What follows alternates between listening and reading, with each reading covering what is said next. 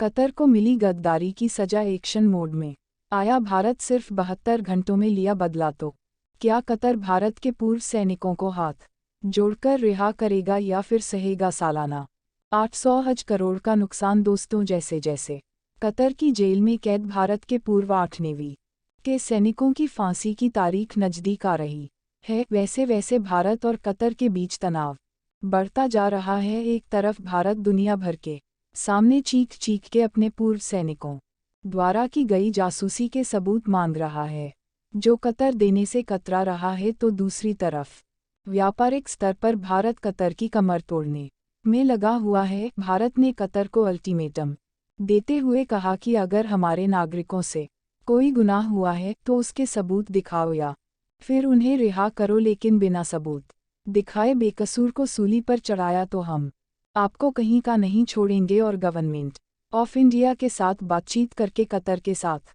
व्यापार करने वाले इंडियन कंपनीज ने भी कतर के विश्वासघात के खिलाफ आवाज उठाना शुरू कर दिया है, जिससे न सिर्फ भारत बल्कि यूनाइटेड स्टेट और यूरोप के साथ की हुई बिजनेस डील को खो सकता है। और वहीं भारत सरकार ने कतर एयरवेज पर भी 57,000 करोड़ की टैक्स चोरी का आरोप भी लगाया है।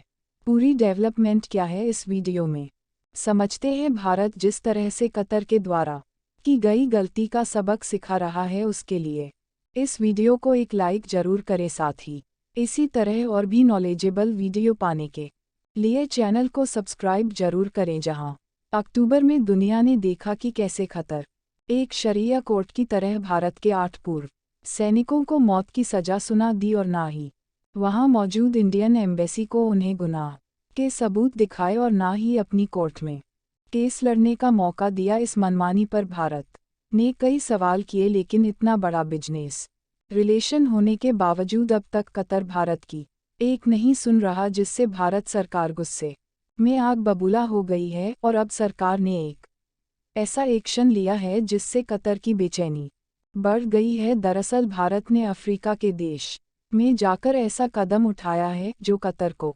रेगिस्तान की तरह उन्हीं के मिट्टी में मिला सकता है, जहां भारत ने अफ्रीका के देश मोजाम्बिक के साथ मिलकर 72 घंटों में एक ऐसी डील कर दी है जिससे कतर को विश्वासघात की बहुत बड़ी सजा मिल चुकी है। आपको बता दें कि जैसे ही 26 अक्टूबर के दिन कतर ने भारत के पूर्व नौसैनिकों को फांसी की सजा सुनाई, तभी तुरंत एक्शन लेकर भारत के petroleum minister Hardeep Singh Puri Africa के दौरे पर निकल गए, जहां उन्होंने मोजाम्बिक में $20 बिलियन की एलएनजी गैस की परियोजना पर काम तेज कर दिया, जो कि 13 million metric ton natural gas produce करेगा और उसका सीधा सप्लाई भारत तक पहुंचाएगा। इस प्रोजेक्ट की जानकारी देते हुए आयल मिनिस्टर हरदीप पुरी ने कहा कि यह एक गेम चेंजर साबित हो सकता है। आपको बता दें कि लिक्विड नेचुरल गैस के लिए भारत खाड़ी देशों पर निर्भर है और हम सालाना 20 million metric ton LNG gas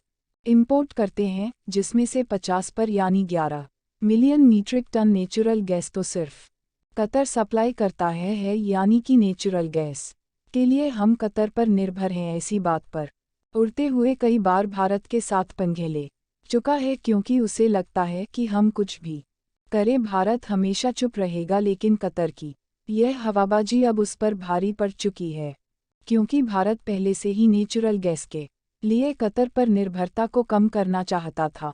इसलिए वह दूसरे देशों में नेचुरल रिसोर्सेस के भंडार खरीदने की कोशिश में लगा हुआ था। अगले महीने भारत सरकार ने पेट्रोलियम मिनिस्टर हरदीप सिंह पुरी को मोजाम्बिक डील फाइनल करने के लिए भेजा था, और अब यह डील फाइनल हो चुकी है, जिससे कतर की रातों की नींद उड़ गई है। क्योंकि अगर मोजाम्बिक भारत की नेचुरल गैस की डिमांड पूरी कर देगा तो रातों रात कतर की अर्थव्यवस्था लड़खड़ा जाएगी और कतर जल्द ही मिट्टी में मिल जाएगा, क्योंकि कतर हर साल भारत को $7.5 बिलियन यानी करीब 000 करोड़ का पेट्रोल में गैस सप्लाई करता है। अब आपको बता दें कि इतने बड़े व्यापारिक रिश्ते के बाद भी कतर का भारत से बर्ताव सही नहीं था, और उसके बाद भी जब उन्होंने भारत के पूर्व नौसैनिकों को फांसी की सजा सुनाई, तभी भारत की सबसे बड़ी natural gas company pronate gas limited के कतर के साथ डील खत्म हो गई।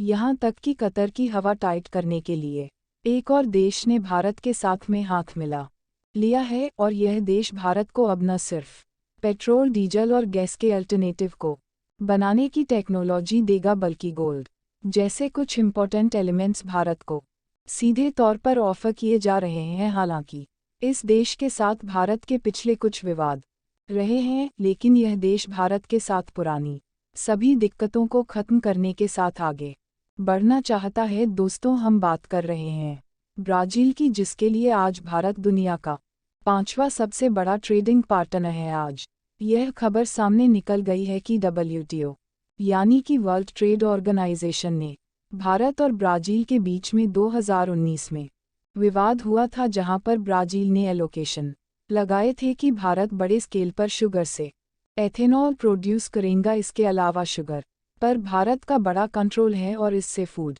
सिक्योरिटी डिस्टर्ब हो सकती है। अगर देखा जाए तो फाइनली कतर के साथ अब जाकर भारत ने खेलना शुरू कर दिया है, और भारत अब सही मायनों में जियोपॉलिटिक्स का असली मतलब कतर को सिखाने वाला है। कतर में 8 भारतीयों को दी गई मौत की सजा के खिलाफ भारत सरकार ने अपील दायर की है।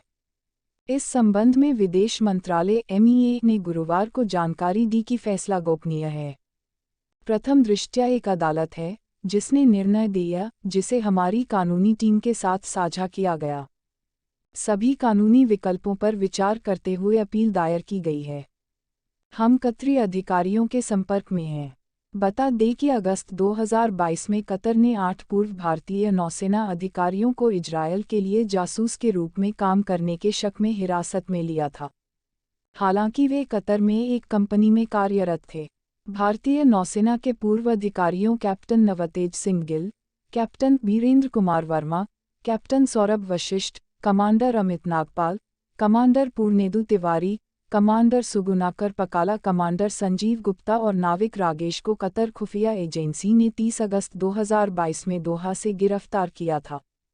नौसेना के पूर्व अधिकारियों की जमानत याचिकाएं कतर के अधिकारियों द्वारा कई बार खारिज कर दी गईं। कतर की प्रथम दृष्टया अदालत ने अक्टूबर में मौत की सजा की घोषणा की थी।